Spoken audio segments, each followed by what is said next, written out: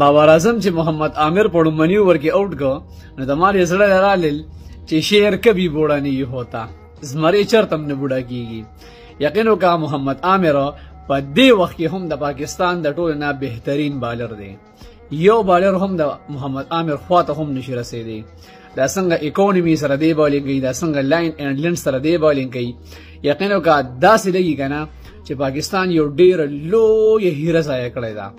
د میچل سټارک، د جوپرا آرچر، مارک اوډو، د دوی نه دا بهترین بالرو، د جسپریت بومرا نه دا بهترین بالرو خپل وخت سره داسې بالینګ کړی دي چې د ما یې چاچکه قدر یې نشو والی. خو بس خبره یو بدقسمتي دا ده چې د پولیټکس د وجې دا سړی ضایع شو. ګینې اوس هم د والي څوک نشته، ګینې څومره بوډا شو، کم عمر ته راورسېده، اوس هم د مقابلې ګورې بالر نشته.